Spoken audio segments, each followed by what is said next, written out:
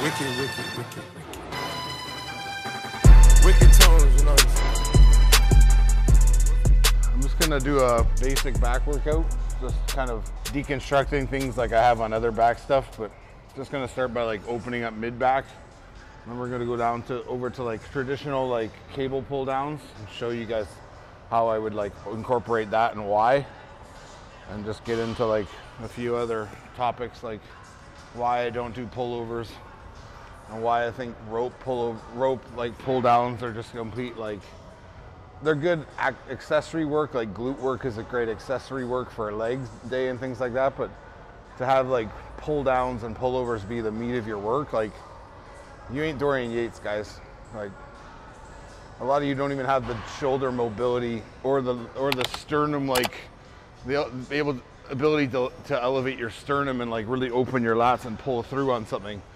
And you're just jacking your elbows down and thinking that if I squeeze my elbows back, I'm just somehow engaging lat, which was never stretched to begin with, right? Because a lot of people, they do their pullovers. We can talk about it after. There's no way in hell I'm doing them, but it's like they reach too far back because they're looking for this stretch. And then when they go to push down, it's like this like drive in and the shoulder jerks where it's like, you literally only need to like, if this is my elbow and this is my hand on the pullover, you only need to come to where you feel that stretch in your lat and your rib cage, and then rock down through your elbow and rock up and rock down. It's not like meant to be like this flexing exercise, because you guys all saw it in Blood and Guts. And Dorian Yates had those lats before he ever started doing the Nautilus pullover or whatever it was. I'm sure it was like a staple of his workout, and it was something he really felt, so he kept it in. He also had great lat projection from looking at the front. So he understood like how his rib cage and him being able to open up like this created dimension in his lats and the ability for them to hang forward, right? But we'll get into that later. Everyone's gonna talk shit about that one. Like, good enough for Dorian.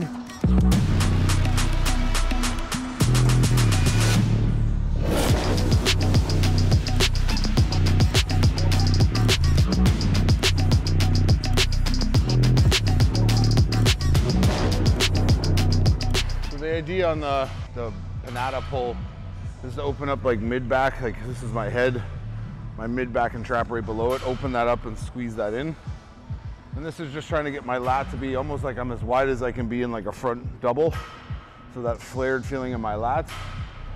I'm gonna roll up under the bar. I've talked about this like a long time ago, but palm is under handle and my chest is up, and I'm gonna set it on my lat here. So I'm gonna lock my shoulders down here and engage in my chest and sternum. So I'm locked on mid back right now with my elbows in front of me. So when I go to rock forward, I rock forward. I don't put my head forward. My head never goes underneath the bar. My elbows stay in front and I rock through. So the feeling is me being taken up. If I was gonna go with it, I go up out of the seat, but I'm fighting resistance to go up, dropping down. So the path of that cable doesn't really change the whole time. So I'm rolling palm under when I pull, drive. I see all these people online, they grab this fucking thing way out here and they're like, oh, this is where it goes because it's angled. And it's like, yeah, it's great if you want to pull here and feel like upper back and like pinching in your shoulders.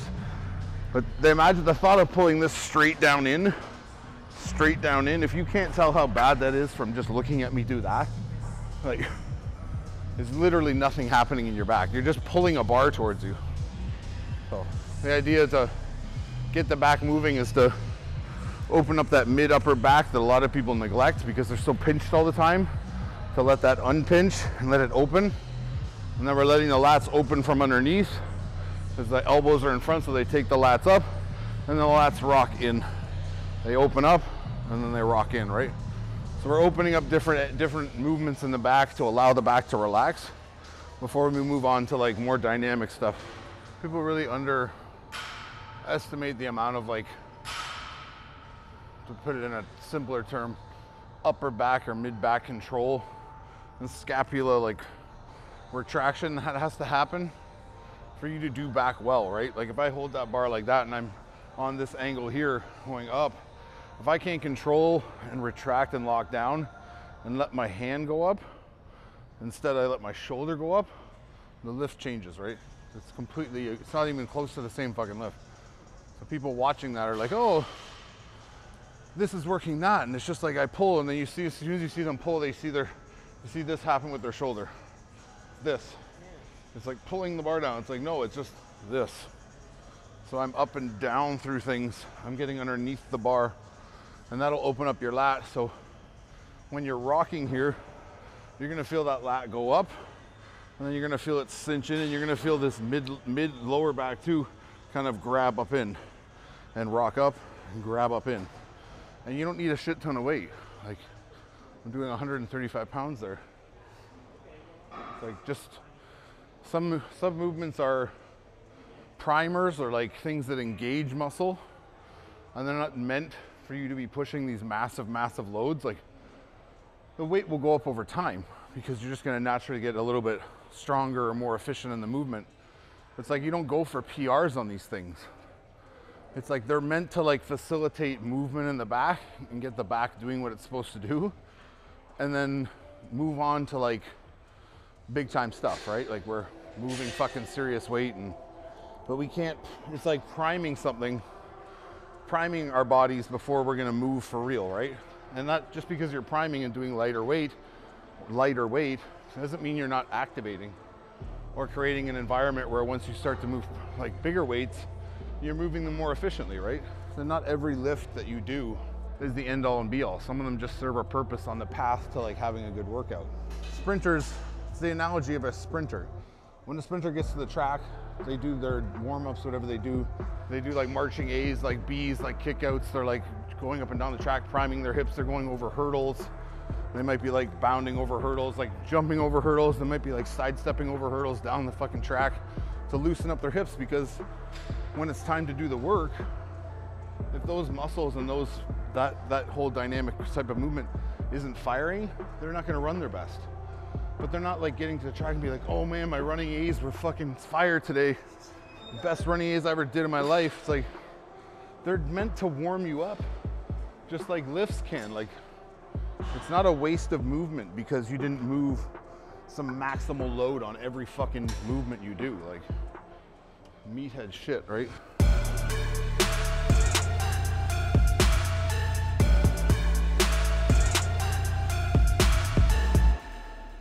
Well, this is like mimicking the last two movements, right?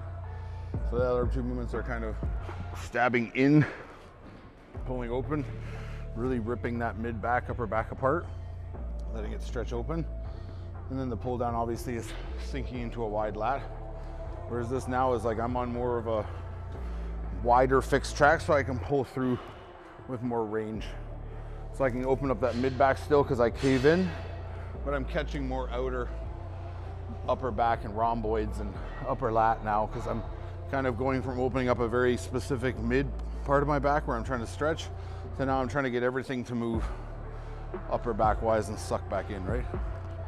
And that pull down machine, the Cybex, it just allows for a greater, it's a better path of motion than a cable pull down where you have to adjust yourself to the movement of the cable.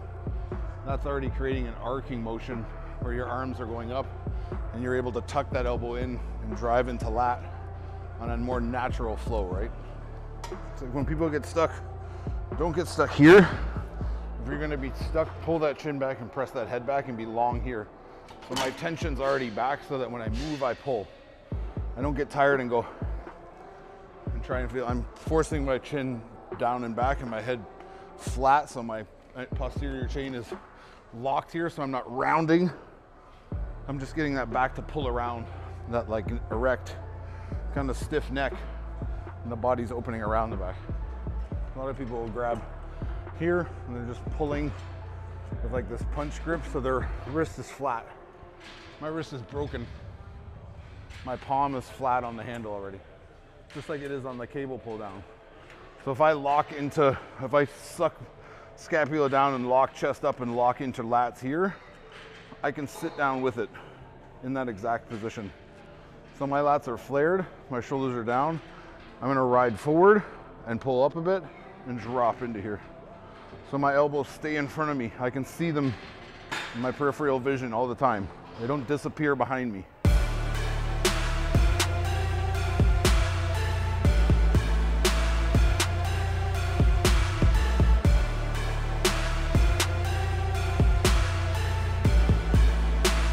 I'm gonna appease the people on comments and videos and stuff who ask me to use machines that are in other gyms.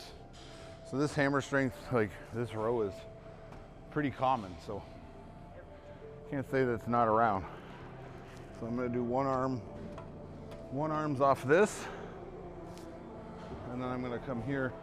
There's probably a variation of this too in every gym. It's just funny that people fucking will ask me to demonstrate stuff on, oh, they don't have those machines, blah, blah. It's like, guys and girls, don't be so concerned about what machine I'm doing and assuming that the machine I'm doing is why I'm able to do what I'm doing or whatever. It's a style of movement. The movement, if you look across all the rowing and all the poles and all this stuff, is the same every time. Just the angle might be in front of you, might be above you, might be below. We've talked about this. It's like learning how to roll shoulder back, drive chest up, and slide elbow deep. That's all it is. So it's not like, oh, if I had this Panada machine, I'd be able to do it well, but since I don't, well, I'm fucked, right? It's like, not quite. Like, pay attention to movement, especially when you're watching people train who are very good at training. Like Brendan Ray, fucking fantastic movement. Tell him all the time on Instagram and talk to him like privately a few times here and there. His movement's fantastic. Unbelievable. Finds like angles, does all this stuff. So it's not about the pieces of equipment, guys. You don't need to have these pieces of equipment in order to succeed. Don't get me wrong, it helps. Like if the equipment's designed well and it's the easy path of movement, it's great, but you can find it on everything, right? So in this, a lot of people will post out wide here and they'll just yank this thing and they just row this fucking thing here, and you're gonna get back because you are pulling something and you are arching at some point, so something's gonna happen, right? But the idea is to lock onto lat to begin with, so that side I'm pulling with, I have more weight on this side. So I'm gonna grab on here like I'm pointing a gun handle down, pointing down at somebody. So I'm gonna have that wrist broken down, and I'm gonna grab up and lock elbow down. So I'm already in the position I wanna be in here. So I'm gonna be up as tall as I can, I'm gonna drop down, I'm gonna arch immediately, up through. So my belly rolls up this chest pad, my shoulder slides back and tucks down, up through. If it helps, if you're a bigger guy, look off so that shoulder isn't pinned, so you're not here going, and just roll up through. Feel that and reach down, arch and drive. Drive. Don't be in a rush at the bottom. Don't get here and go, just let it rock, break, break. It's always at our fully lengthened position, which is our longest position that we can get in without losing tension or losing control. That's where I'm breaking from. So this break in the elbow I'm talking about happens at the lengthened position, so I break and I arch. And I use this pressure to roll up through things. Like I'm emanating up towards the ceiling. I'm not trying to pull myself forward. So this arm is inside on the midline of my body. I'm postured up that way to tuck my shoulder down. I'm up through.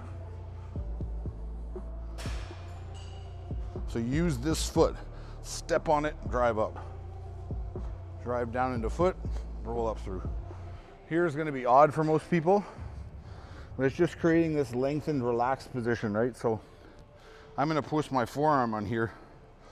So my hand's up. I'm just gonna grab on here and I can literally sit back.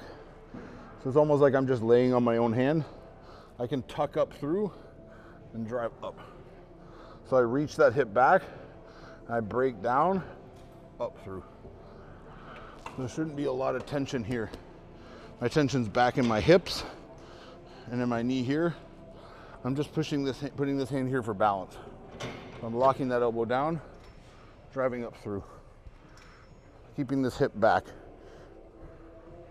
So I'm really driving off this right foot. So these guys grab grab weights and they're like, like, just pick the fucking thing up, man. You don't have the hand strength to hold this thing. You shouldn't be doing it then. It's like, just hold it here. Use your feet. Same with here. It's like if people have this, it's like I'm using this forearm to be all my weight here. So it's as if I was doing like a dumbbell row, and I just shortened the stack, or I shortened the bench height, or the dumbbell rack. You went to a lower one, and I'm just kind of here and rocking. I'm not doing this whole I'm like pulling back. It's just let my lat get open.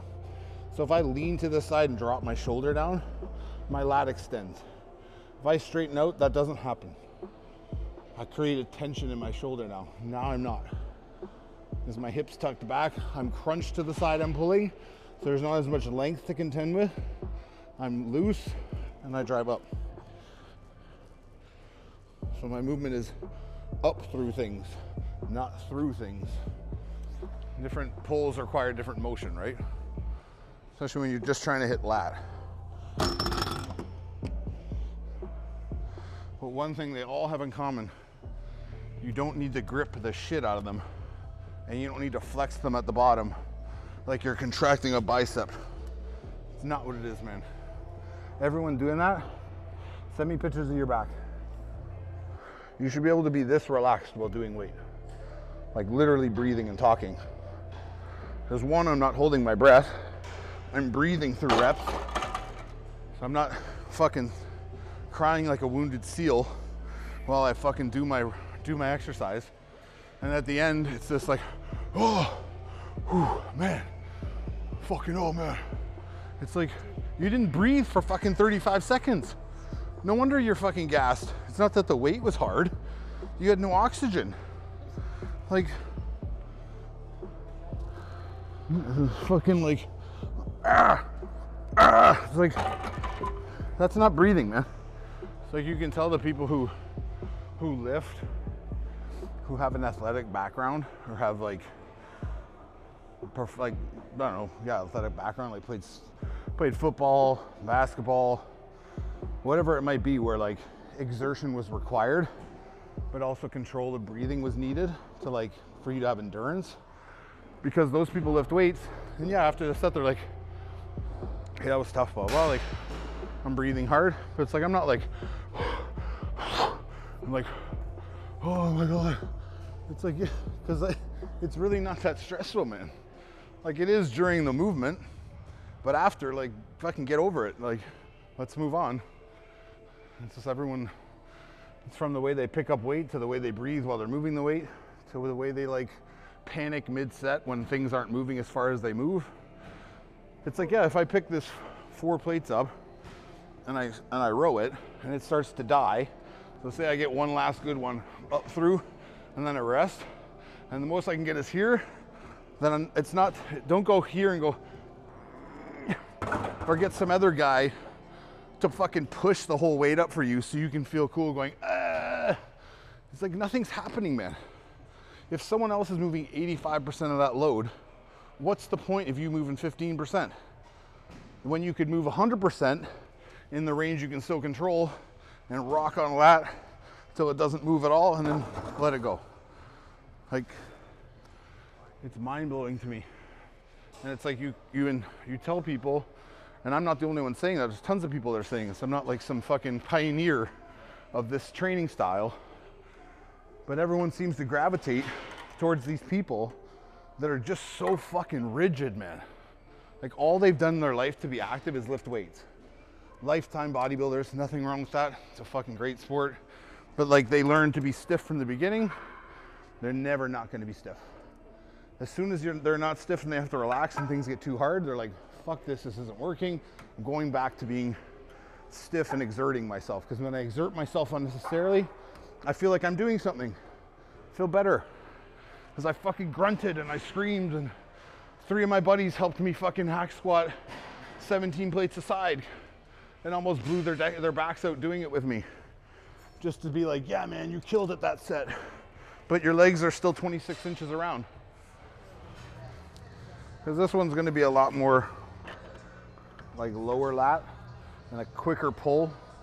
So you're able to arch a lot sooner. Whereas that one over there, you're reaching so far down, the arch doesn't happen till like about here, and we rock down deeper because we're able to get more range on it. I'm just a big fan of working lat from a lot of different angles. Because it's not like, just because you do lat doesn't mean you're hitting all of your lat or contracting maximally in your lat. So it's like, you don't just do one exercise for biceps. Why the fuck are you doing one exercise for lats? Like, especially when you consider like how much of the back the lat makes up, considering it's on both sides of the body and it's like taking up massive portions of your back. If your lats lack development and aren't complete, guess what's not complete? Your back. So a lot of people don't have this row in their gym, but they have similar stuff. Like I don't know if people have seen, like this is a diverging, so it's converging, diverging as you pull. So there's one like that, the old school Dorian one. This is basically a new version of that, where it's like the two long kind of handles and it just breaks here. It doesn't have this handle.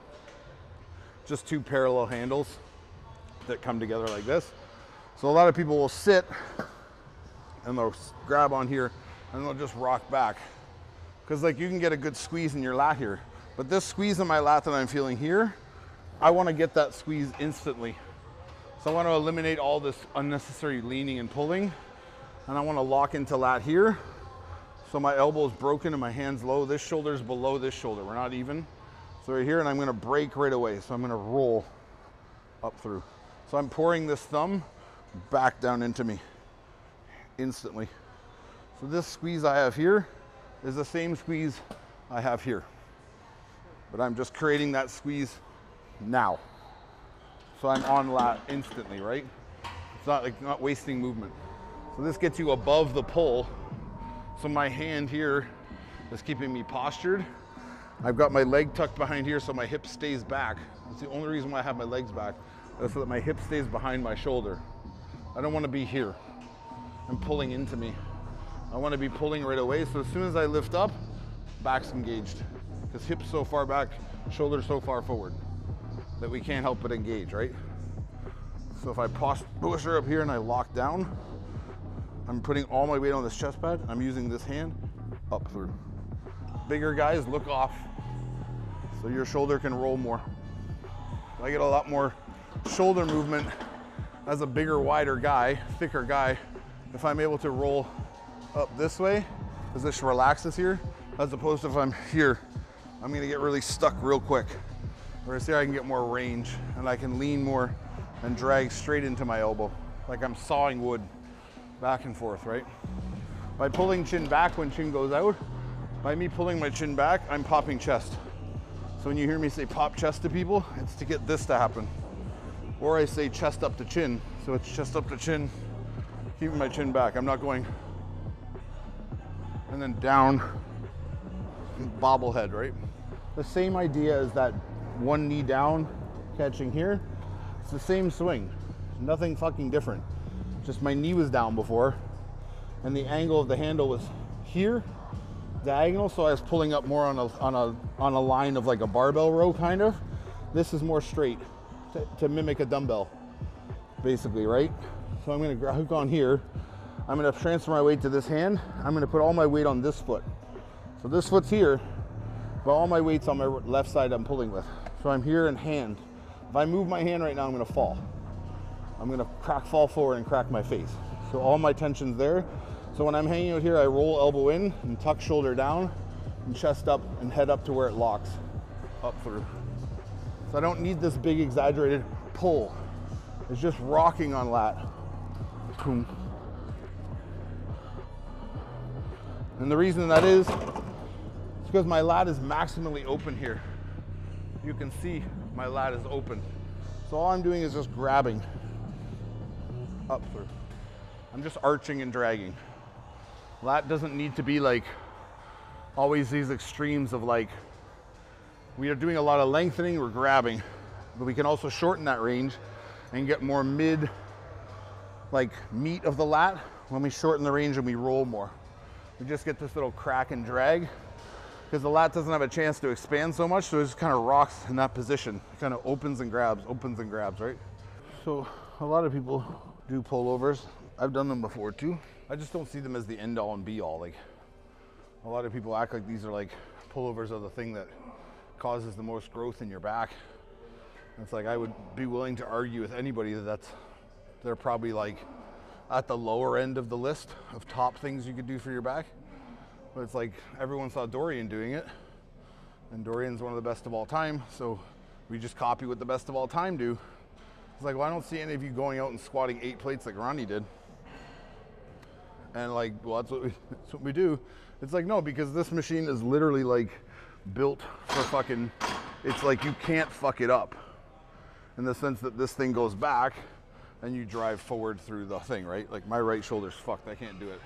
But even if I rock to just where my lats open up and I'm arched here, and then I drive down on my elbows and squeeze through, the most I can squeeze through on my elbows, even if I keep my arms straight, that I can drive down on my tricep and elbow and squeeze into my lat is here.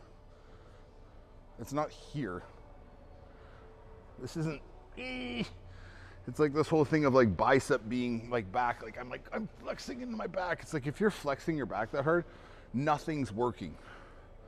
The back is a moving body part. It is like dynamic, like we've said, moves, shifts around, goes up, goes down, wraps, tucks in. So it's like, oh, I'm on this one plane and I just move, I pull my arms over. And yeah, because it puts your lats in a great spot, because even if my elbow pressure is here, my lats are wide open right now. And I can get stretched through my sternum and I can drive through.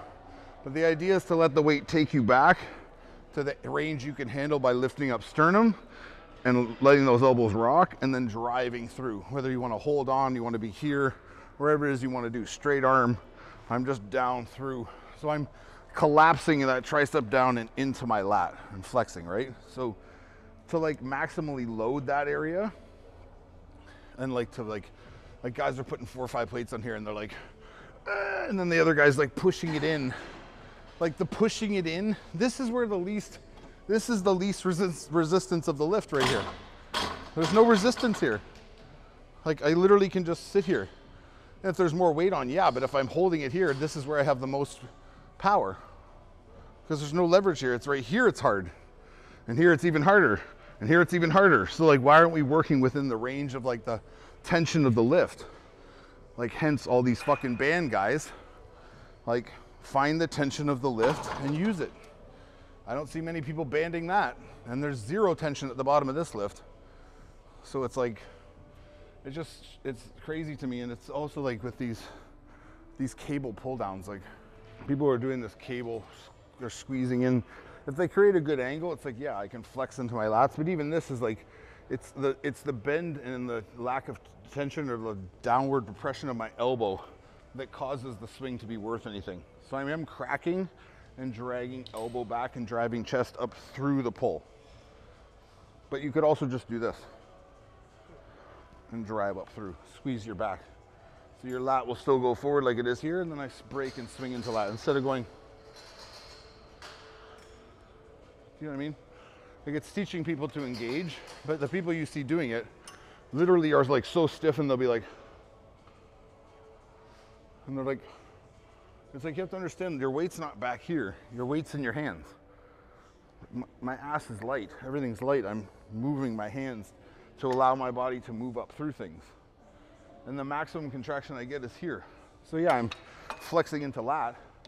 I'm getting relatively good extension, and I'm flexing into lat again. It's like, how much weight can you do here? Because if I put on fucking 72 pounds, I can't even hold the fucking thing, let alone squeeze it in.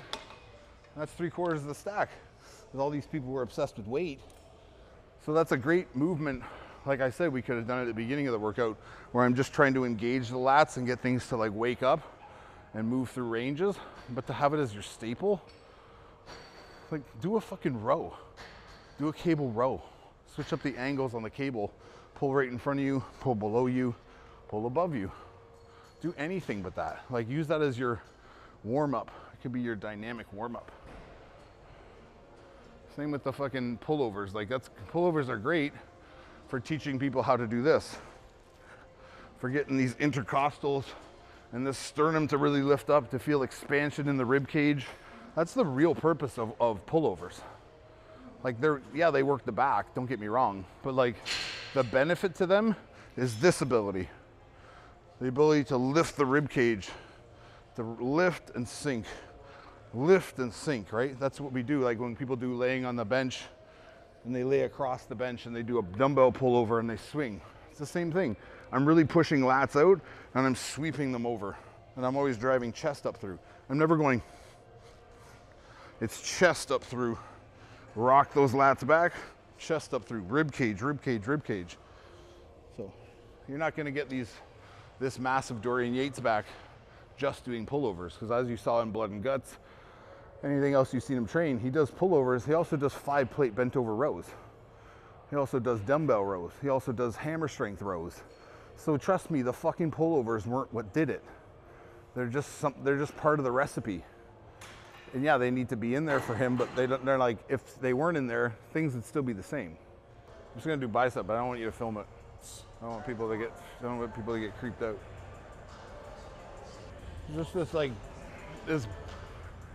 I've been approached by a handful of people lately. When you need a diet coach, or you need a trainer, or you need like someone to guide you when it comes to gear or supplements, these aren't decisions that you make when you're going into a show necessarily. Like, yes, those things are, you should have those things in place. They shouldn't be being introduced then. In the sense that like the best time for growth for any athlete, from bikini growth / improvement, whether it's bikini, figure, wellness, bodybuilding, classic bodybuilding, men's physique, whatever it is, it's a physique category, your time to improve is the off season, when you're not calorie restricted or heavily doing cardio or whatever it might be. You want to be at maximum caloric intake. You want to be at like your body's nice and recovered all the time. You're getting lots of rest, not too stressed out. Those are the times when you need to be working with a coach if you're trying to improve your physique, not going into a show, guys and girls. Like, don't come running to like someone like me or someone like any other diet coach out there or like trainer and be like, oh, I've got a show in 16 weeks. I need you to get me ready. It's like, motherfucker, the work was done back then. From here on out, we are peeling the layers off of fat and just hoping to see what we see underneath it. There's not like steady improvements being made. There's very few people in the world that can do that. Kevin Levrone, guys like his caliber, they grew into shows. So they showed up they were 20 weeks out from the Olympia or 20 weeks out from a show, looking like just a mess, and then would get on their gear and do their stuff. Like, this is the rumor anyway, this might be not true, so someone please set me straight. Kevin could even set me straight. But this whole idea of growing to the show came from guys like that, where it was like they have these crazy genetics, this incredible like mass and like incredible amount of muscle. So once the juice came in, the body came alive. And like the calories also, when they started dieting, the calories actually went up because their calories weren't sustaining themselves. So we jacked the calories, we jacked the juice, and these guys start growing and like putting on crazy muscle while doing cardio or whatever it takes to keep themselves lean, right? And show up on stage and look like absolute animals. But like, these guys also came from a background of having so much depth of knowledge and so much experience and so much muscle memory that the body can click back like that because of the level of muscle on their body. It just wants to get rid of the fat. So it's like these amateur people that come to you and they're like, oh, once I get ready for my show, I'm going to start training with you. It's like, that's cool. Like, I'm happy to help, but don't think that like I'm all of a sudden gonna, me or any coach or any trainer is gonna somehow change you or like evolve you into this like specimen you aren't already. You just literally like, we're at the point where we're, like I said, peeling the layers of fat off, and we're just hoping to see what's underneath that. And yeah, we can help like bring certain parts up in that time, hopefully like maybe a tiny bit, just to get them to like, because they're working better, doing things a lot better, and they're opening up more, so the physique looks a lot better. But like in terms of improvements and like massive changes in muscle mass or like development of a body part, like you're fucking dreaming. Like that work if you got a show in May, that work needed to be being done last October. Like immediately when the last show you did ended, within weeks that train left the station for this show that you're doing now. And you didn't get on it till halfway through the journey. Or you're getting on at the tail end and being like, oh, where are we going? It's like, no, man, this is like, you need to put in the work from the minute the last show ended to like when the next show starts. And those last 16 weeks, 12 weeks, whatever it is, those are just to see what we've done with the time we had prior to see if we've made any improvements. There's not going to be drastic improvements in that time. Unless, like I said, you're a top caliber bodybuilder with crazy amounts of muscle on you, right?